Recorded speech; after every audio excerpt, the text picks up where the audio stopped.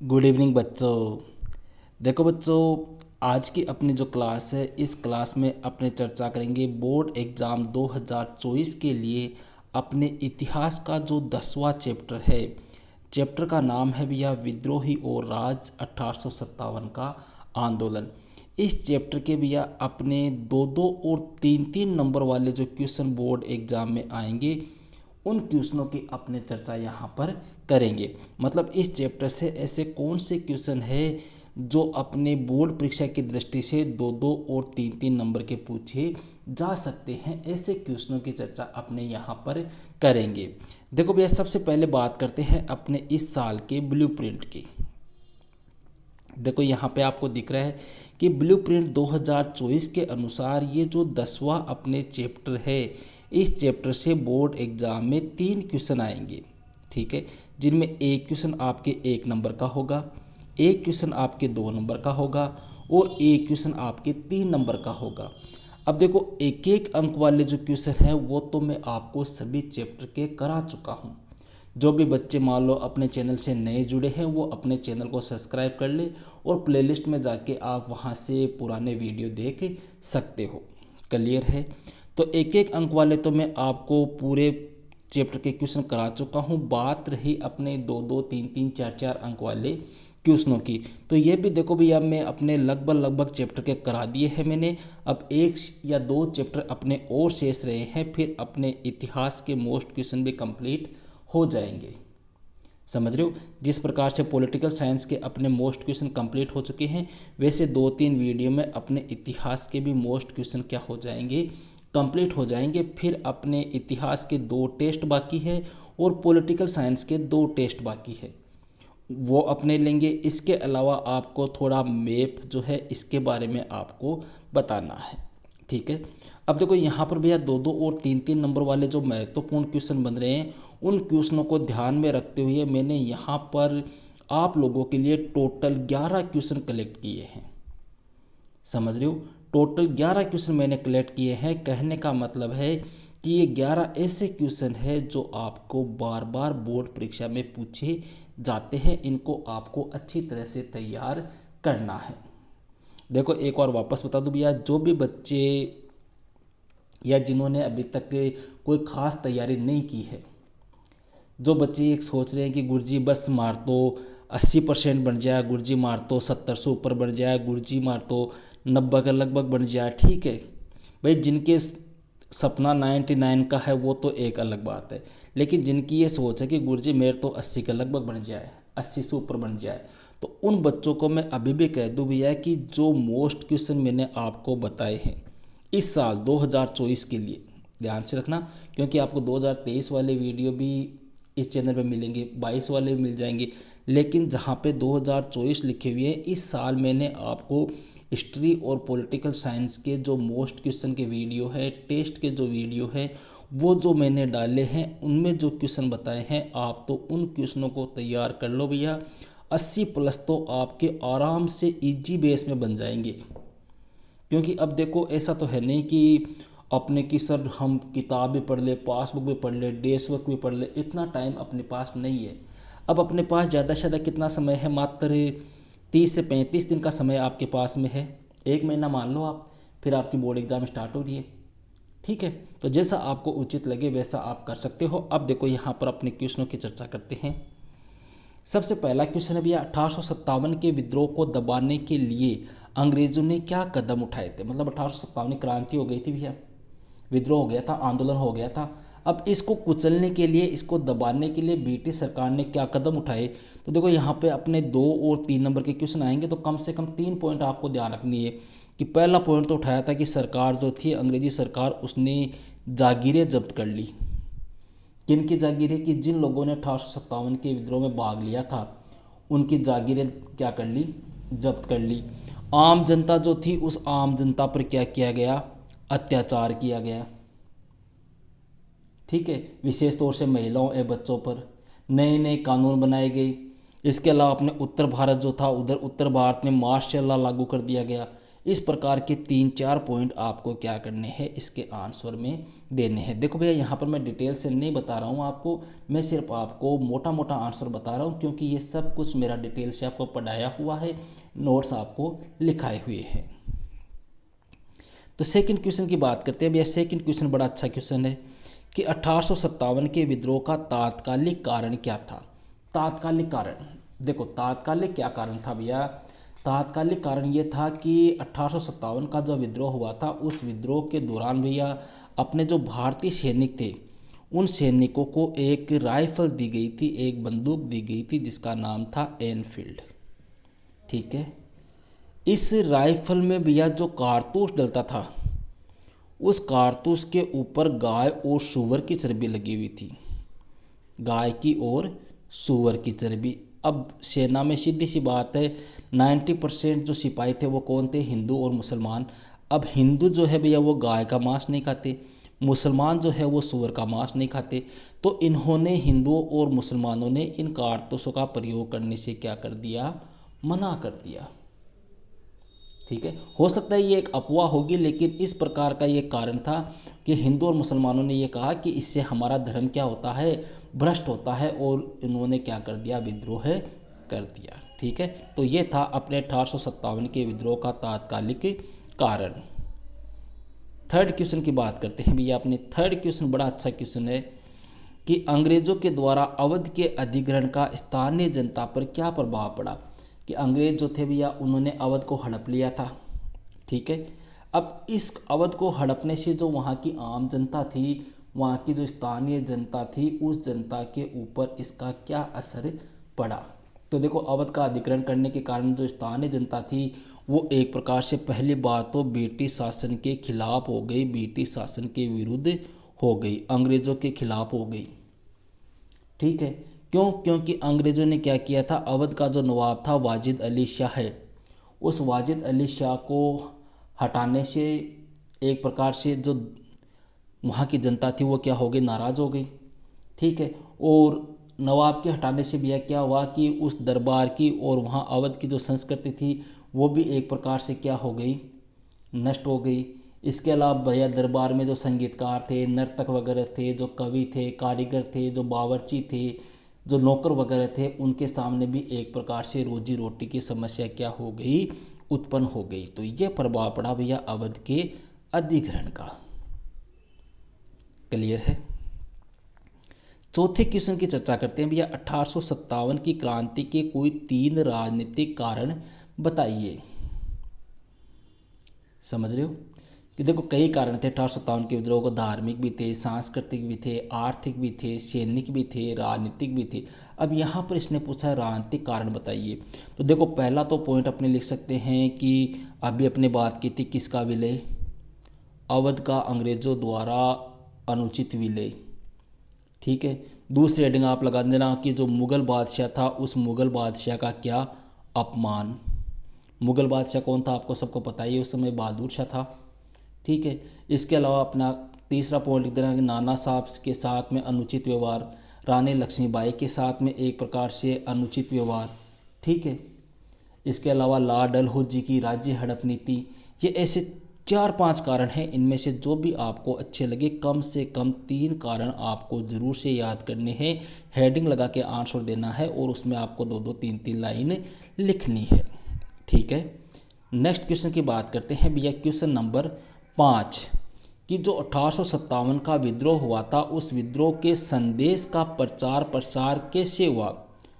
मतलब 1857 का जो विद्रोह हुआ था भैया, उस विद्रोह का लोगों में एक जगह से दूसरे स्थान पे प्रचार प्रसार किस प्रकार से हुआ था, क्या हुआ था। तो देखो विद्रोह का संदेश जो है वो कौन ले जाते थे, या तो पुरुष या महिलाएं। पहली बात तो ये, ठीक है, कि विद्रोह का संदेश जो है वो पुरुष और महिलाओं द्वारा फैलाया गया। कुछ स्थानों पर धार्मिक लोगों द्वारा भी इसका क्या किया गया, प्रचार प्रसार किया गया। जैसे अवध की बात करें तो अवध पर नियंत्रण के पश्चात अनेक धार्मिक नेता, स्वयंभू पैगंबर, इन्होंने भी ब्रिटिश सरकार को उखाड़ने का प्रचार प्रसार किया। ठीक है। इसके अलावा जैसे मेरठ की बात करें तो मेरठ से एक ऐसी खबर आई कि वहाँ हाथी पर सवार एक फ़कीर को देखा गया है जिसे सिपाही बार बार मिलने जाते हैं। ठीक है। अपने उत्तर प्रदेश में जो श्यामल वाला था बड़ौत परगना के गाँवों को श्यामल ने संगठित किया। क्लियर है। कई स्थानों पर किसान है, जमींदार है, आदिवासी है, इन्होंने भी क्या किया, इस विद्रोह के संदेश का प्रचार प्रसार किया। तो इस प्रकार से आपको मैंने जब ये पढ़ाया था तो शायद 7 से 8 पॉइंट आपको इसके मैंने लिखवाए हैं। कोई भी 3 पॉइंट आपको अपनी इच्छा के अकॉर्डिंग याद करने हैं। Question number 6। देखो, छठवां क्वेश्चन करने से पहले एक छोटी सी बात मैं आपके साथ में शेयर कर लूँ कि कई बच्चे कमेंट कर रहे हैं कि सर इस बार आप बोर्ड क्लास पे क्यों नहीं पढ़ा रहे हो। बोर्ड का मतलब जो वाइट बोर्ड होता है उसके ऊपर सर ज़्यादा से ज़्यादा पढ़ाओ। तो देखो, इसका कारण ये है भैया, बोर्ड के ऊपर क्लास इसलिए नहीं ले पाते क्योंकि आपको तो पता है कि अब अपनी जो स्कूल का टाइमिंग है, जो समय है, वो लगभग शाम तक रहता है, 4 साढ़े 4 तक। ठीक है। मतलब 4:30 बजे स्कूल से निकलते हैं, फिर घर पे आते हैं, रेस्ट वगैरह करते हैं, थोड़ा खाना वगैरह खाते हैं। तो इस प्रकार से मतलब एक अंधेरा सा हो जाता है और थकान सी हो जाती है। इस वजह से अपने वाइट बोर्ड के ऊपर मैं वीडियो ज़्यादा नहीं बना पा रहा हूँ। देखो, गर्मियों में क्या होता है, गर्मियों में तो अपने जैसे 1 बजे फ्री हो जाते हैं। ठीक है। तो अपने पास में आधा दिन रहता है तो वहाँ तो अपने वाइट बोर्ड पे वीडियो बना सकते हैं और फिर इतना समय भी नहीं मिलता। पहले स्कूल जाओ, फिर एक कोचिंग में पीरियड लेना पड़ता है, तो इसकी वजह से थोड़ा सा समय कम मिलता है। इस वजह से इस प्रकार से आपको मैं वीडियो बना के उपलब्ध करा रहा हूँ। ठीक है। तो देखो, छठवां क्वेश्चन है भैया, आपने अवध में विद्रोह ज़्यादा व्यापक क्यों हुआ, कोई 2 कारण बताइए। भैया, विद्रोह सब जगह हुआ था। मेरठ में भी हुआ था, लखनऊ में भी हुआ था, अपने झांसी में भी हुआ था, हर जगह हुआ था। लेकिन बात ये आ रही कि साहब अवध में ज़्यादा क्यों हुआ था, औरों के मुकाबले अवध में इतना ज़्यादा क्यों हुआ। तो देखो, पहली बात तो अवध का जो नवाब था जिसका नाम था वाजिद अली शाह है, इस वाजिद अली शाह को गद्दी से हटा दिया गया। और ये वाजिद अली शाह जो था वो जनता में क्या था, बहुत लोकप्रिय था। जनता इसको बहुत पसंद करती थी। तो इसको हटा देने से वहाँ के लोग क्या हो गए, अंग्रेज़ों से नाराज़ हो गए। इस कारण व्यापक हुआ। दूसरी बात भैया, अंग्रेज़ों की जो भारतीय सेना थी उसमें जो सैनिक थे उनमें लगभग जो सैनिक थे वो कहाँ के थे, अवध के ही थे। ठीक है। इसलिए वे अवध की घटना से क्या हो गए, दुखी हो गए। तो ये 2 कारण जो है वो क्या थे, अवध में ज़्यादा विद्रोह फैलने के कारण थे। 7वां क्वेश्चन भैया, बोर्ड बहुत बार अपने बोर्ड एग्जाम में आता है, बहुत बार। थोड़ा सा ध्यान रखना है इस क्वेश्चन को, कई बार ये पूछा भी जा चुका है अपने कि श्यामल के बारे में आप क्या जानते हैं।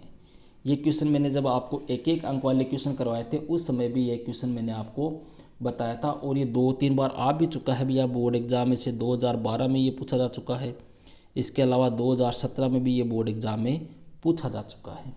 तो देखो, श्यामल के बारे में आप क्या जानते हैं भैया। सीधी सी बात है, श्यामल जो थे अपने उत्तर प्रदेश का एक परगना है जिसका नाम था बड़ौत परगना। वहाँ के रहने वाले थे, जाट थे। ठीक है। और इनका परिवार जो है वो 84 गांव में फैला हुआ था, 84 देश या 84 गांव में फैला हुआ था। ठीक है। ब्रिटिश सरकार ने क्या किया, इस क्षेत्र में ऊंचा लगान लगा दिया, जिसको वसूलने के लिए एक प्रकार से जनता पर अत्याचार किया, कठोरता के साथ वसूला गया, इस प्रकार से अपने कह सकते हैं।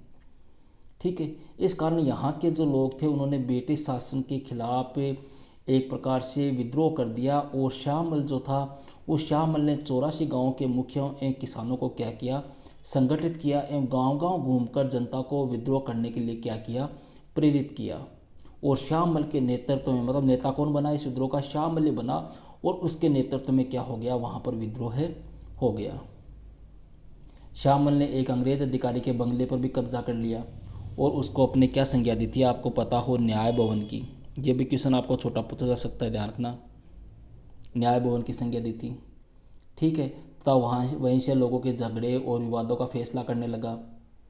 क्लियर है। और जुलाई 1857 में अंग्रेज़ों के विरुद्ध युद्ध करते हुए इस श्यामल की क्या हो गई थी, मृत्यु हो गई थी। मतलब आपको 5 से 7 लाइन जो है इस श्यामल के बारे में ध्यान रखनी है। नेक्स्ट क्वेश्चन की बात करते हैं भैया। देखो, बड़ा अच्छा क्वेश्चन है, ये भी कई बार बोर्ड एग्जाम में आता है। जैसे 2013 की बोर्ड एग्जाम में ये क्वेश्चन आया हुआ है। कई बच्चे पूछते हैं गुरुजी आपको कैसे पता। मेरे को सब पता है भैया, मेरे पास में सारे पेपर भी उपलब्ध है। एक बुक आती है जिसमें आपको 2012 से लेके 2023 तक की बोर्ड एग्ज़ाम के सारे पेपर मिल जाएंगे, वो आप ले आओ, उसमें भी आपको ये सारे पेपर मिल जाएंगे। वहाँ से भी आप देख सकते हो कि कौन सा क्वेश्चन कौन सी बोर्ड एग्ज़ाम में पूछा जा चुका है। तो ये 2013 में ये क्वेश्चन आया हुआ है। देखो, अंग्रेज़ों ने अवध का अधिग्रहण करने में अधिक रुचि क्यों ली? भैया, अंग्रेज़ों ने कई रियासतों को हड़पा था, लेकिन अवध को ही हड़पने में अंग्रेज़ों ने ज़्यादा इंटरेस्ट क्यों लिया? ऐसा क्या कारण था? तो देखो, कई कारण थे। पहली बात तो ये कि अवध की भूमि जो थी वो एक तो नील की खेती और दूसरी क्या, कपास, इसके लिए उत्तम थी, सबसे बेस्ट थी। ठीक है। इसके अलावा अवध को अंग्रेज जो थे उत्तरी भारत के एक बड़े बाजार के रूप में विकसित करना चाहते थे। और इसके अलावा जैसे 1850 तक अंग्रेज़ों का अधिकांश भागों पर नियंत्रण हो चुका था। महाराष्ट्र है, दोआब है, कर्नाटक है, बंगाल है, पंजाब है, ये सभी अपने अंग्रेज़ों के अधीन आ गए थे, लेकिन अवध ही एक शेष रह रहा था। तो इस कारण से अंग्रेज़ों ने अवध के अधिग्रहण में अधिक रुचि ली। आपको तो सिर्फ 3 पॉइंट ध्यान रखने हैं, जो 3 पॉइंट मैंने आपको बताए हैं। इसके अलावा भी बहुत सारे कई कारण हैं, लेकिन ये 3 आपको ध्यान रखने हैं, नील और कपास वाला, बाजार वाला, और अवध अकेला शेष रह रहा था ये। ठीक है। नेक्स्ट बात करते हैं भैया क्वेश्चन नंबर 9। नौवा क्वेश्चन भैया, देखो नौवा क्वेश्चन है, मौलवी अहमदुल्ला के बारे में आप क्या जानते हैं? मौलवी अहमदुल्ला, देखो ये क्या थे? पहली बात तो यहाँ पर नाम लिखा हुआ है, ये क्या थे? एक मौलवी थे। हैदराबाद से इन्होंने शिक्षा प्राप्त की थी और इस्लाम धर्म के ये उपदेशक बन गए थे। 1856 में उन्होंने गांव-गांव जाकर अंग्रेज़ों के विरुद्ध लोगों को विद्रोह करने के लिए क्या किया था? तैयार किया था। ठीक है। 1856 में वे लखनऊ पहुँचे तो अंग्रेज़ों ने उन्हें धार्मिक उपदेश देने से क्या कर दिया? मना कर दिया कि आप धार्मिक उपदेश नहीं दे सकते। तथा 1857 में उन्हें फैजाबाद की जेल में क्या कर दिया? बंद कर दिया। पहले तो धार्मिक उपदेश देने से मना कर दिया और फिर अगले ही साल उनको पकड़कर कौन सी जेल में डाल दिया? फैजाबाद की जेल में डाल दिया। जेल से रिहा होने पर उन्हें 22वीं नेटिव इन्फेंट्री के विद्रोहियों ने अपना क्या चुन लिया? नेता चुन लिया। कौन सी कंपनी? ये कौन सी इन्फेंट्री? 22वीं नेटिव इन्फेंट्री के जो विद्रोही थे उन्होंने मौलवी अहमदुल्ला को क्या कर लिया? अपना नेता चुन लिया। और इन्हीं मौलवी अहमदुल्ला ने चिन्हट की लड़ाई में हेनरी लॉरेंस की सैनिक टुकड़ी को क्या किया था? पराजित किया था, उसको परास्त किया था। एक प्रकार से कहे तो अपने कह सकते हैं कि मौलवी अहमदुल्ला को उनकी बहादुरी, ताकत के लिए एक प्रकार से जाना जाता है। इस प्रकार से आपको आंसर देना है। 10वां क्वेश्चन भैया, कला और साहित्य ने 1857 की स्मृति को जीवित रखने में किस प्रकार से योगदान दिया? 2015 की बोर्ड एग्जाम में ये क्वेश्चन ऐसा का ऐसा पूछा जा चुका है।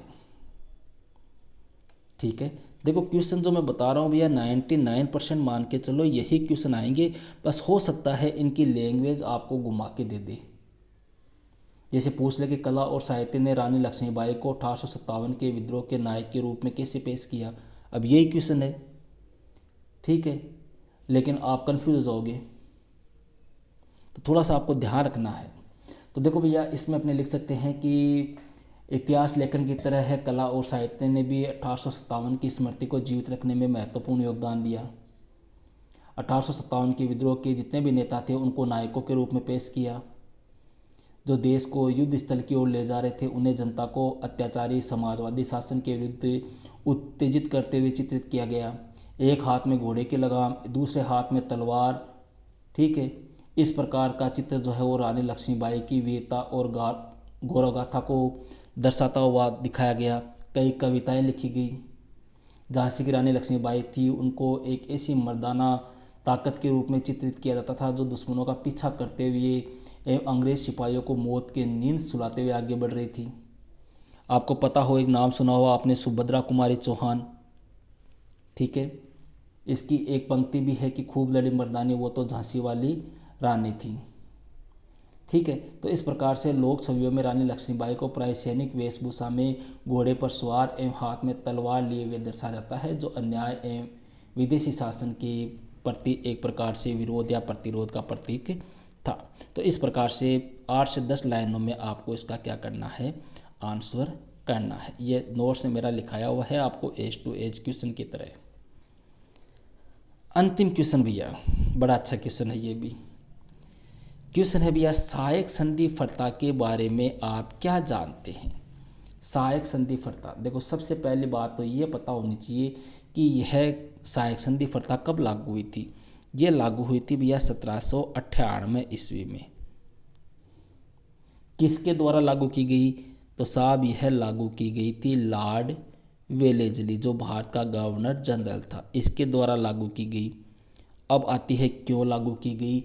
जो देशी राज्य थे उन देशी राज्यों को हड़पने के लिए यह लागू की गई। तो सबसे पहले लाइन अपने को क्या लिखना है कि सहायक संधि फर्ता जो है वो 1798 ईस्वी में लॉर्ड वेलेस्ली के द्वारा देशी राज्यों को हड़पने के लिए लागू की गई। फिर इसमें आगे लिखना कि इसके अंतर्गत संधि करने वाले राज्य को एक ब्रिटिश सैनिक रेजिडेंट अपने यहाँ रखना होता था, उसका खर्चा वगैरह है वो भी उसी राज्य को वहन करना होता था। संधि करने वाला राज्य न तो किसी और शासक के साथ संधि कर सकेगा, न ही अंग्रेजों की अनुमति के बिना किसी युद्ध में भाग लेगा। ठीक है। संधि करने वाले राज्य की बाहरी तथा आंतरिक चुनौतियों से रक्षा कौन करेंगे, अंग्रेज करेंगे। इस प्रकार की शर्तें जो थी वो इस संधि के अंतर्गत रखी गई थी। इस प्रकार से 10 से 12 लाइन में आपको इसको करना है। अगर 2 नंबर का आ जाए तो आपको 5 से 7 लाइन में करना है।